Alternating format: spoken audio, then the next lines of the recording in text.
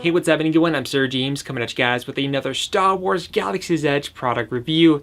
Man, I feel like it's been a while since I've said that line on camera, but I know how many of you have enjoyed the lightsaber reviews from Savi's workshop and from all the different Legacy Sabers that I've covered, and I was a bit bummed out when I finally finished all the sabers, and we've been kind of curious, is Disney going to release more Legacy Sabers? Well, guess what? In the hype of the new film, which I just got back seeing, by the way, but don't worry, I won't talk about it, is that they decided to release two brand new Legacy Sabers, and today we're going to be taking a look at the Ben Solo Lightsaber. And before some of you start attacking me saying, oh my gosh, you just spoiled something for episode 9, I didn't.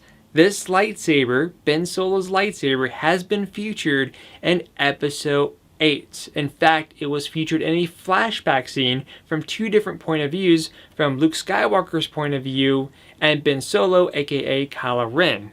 So there you guys go. In fact, I'm going to go ahead and play the clip for you right now. He had sensed my power, as he senses yours, and he feared it.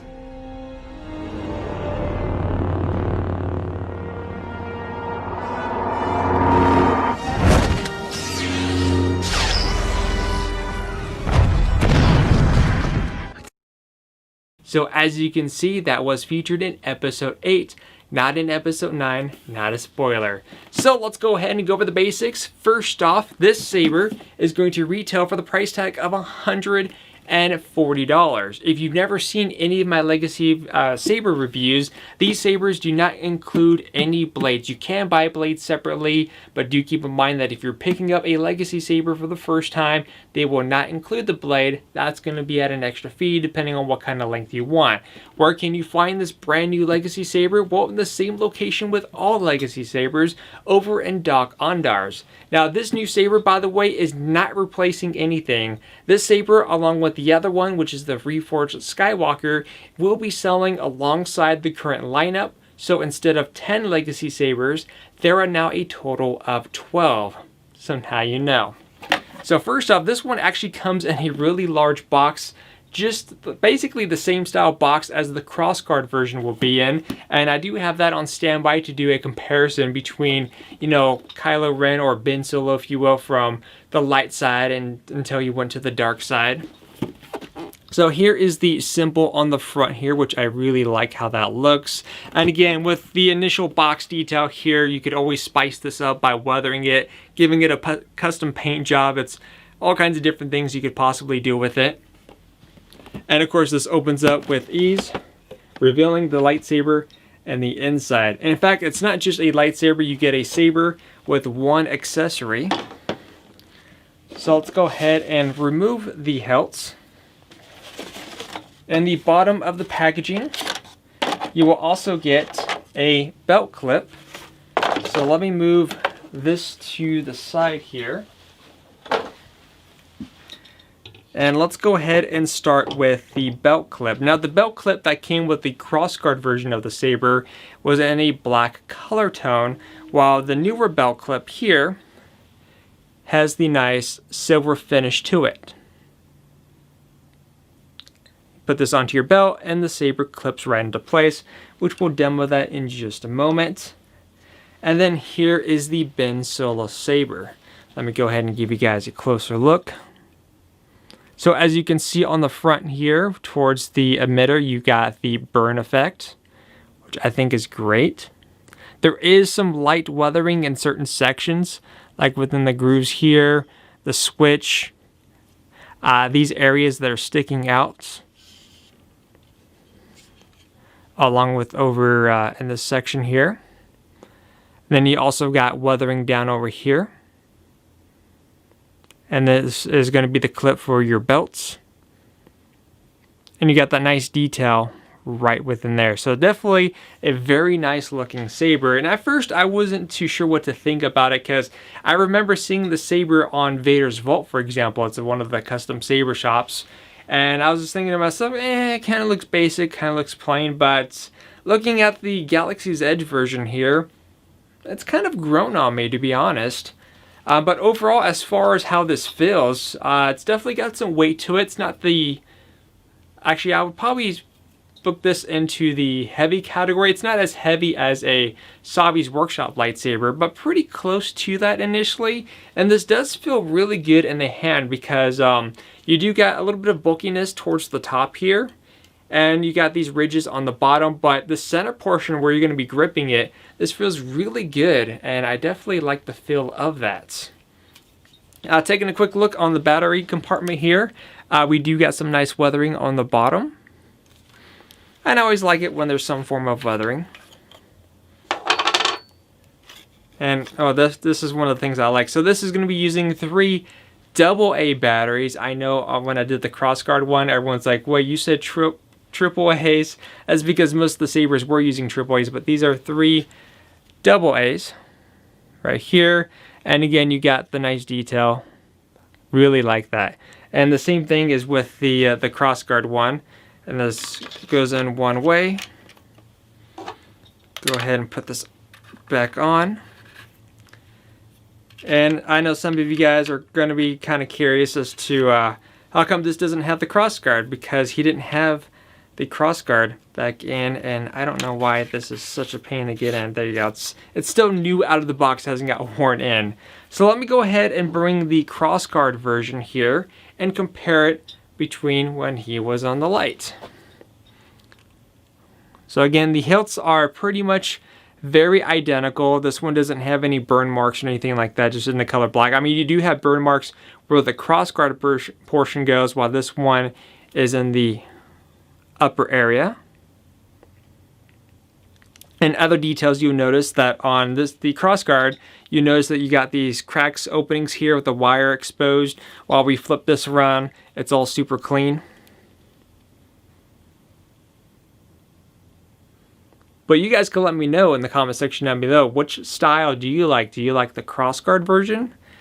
Do you like the basic version? Or do you like both?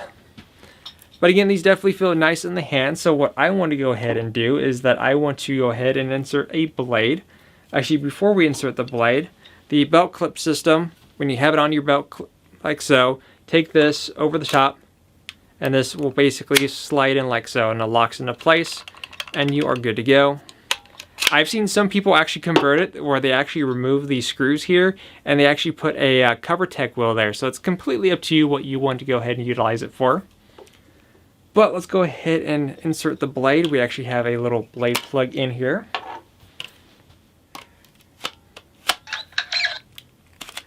Alright, so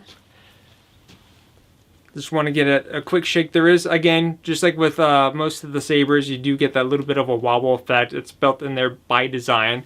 But let's go ahead and get to the important part, the ignition. I have yet to light this up. I'm not sure if this is going to have a unique ignition sound, but let's go ahead and listen. And 3, 2, 1. Ooh, that sounded really cool.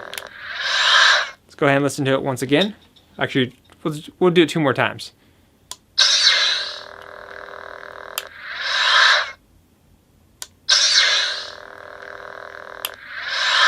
Definitely sounds nice. Go ahead and showcase the motion swing, if you will. Again, these aren't going to capture motions, you know, like the custom saber I showed where you got smooth swing. These don't have that effect.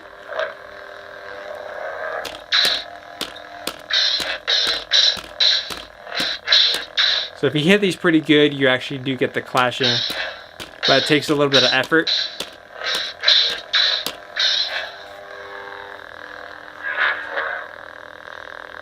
So overall, I think it sounds nice.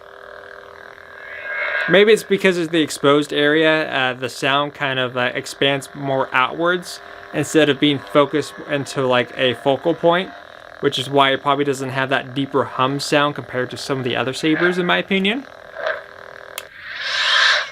But overall, like I said, you do get the color blue because that's what it was in episode 8. It feels nice in the hands, and I have to say that I'm actually quite impressed.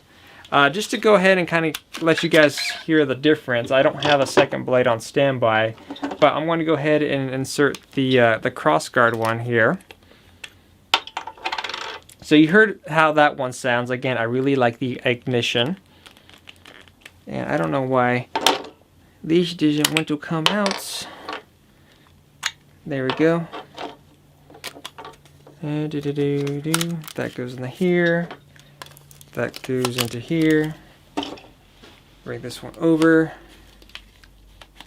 And I don't know why it doesn't want to fit. Yeah, this one really doesn't want to fit for some reason. There we go. Alright, so here we go, and here's the crossguard version.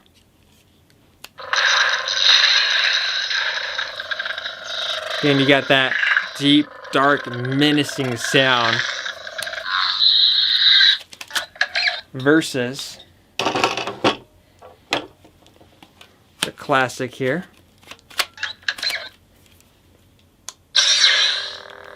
Yeah, that's definitely two completely tones here. You know, you got something that's elegant from the light, and then you get the dark menacing sound. But again, you can let me know in the comment section down below, what do you think of the Ben Solo Lightsaber? Is this something that you're going to be picking up and adding to your collection? Is this something that you're going to be completely passing up on? Let me know in the comment section down below.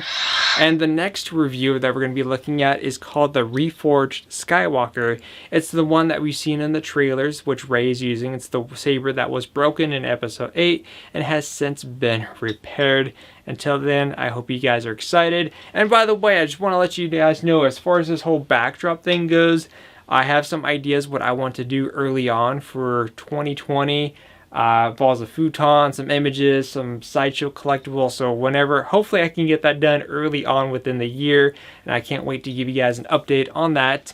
Until then, I'm narrowing close to 50,000 subscribers. Until then, I'll see you guys on the next Star Wars Galaxy's Edge product review.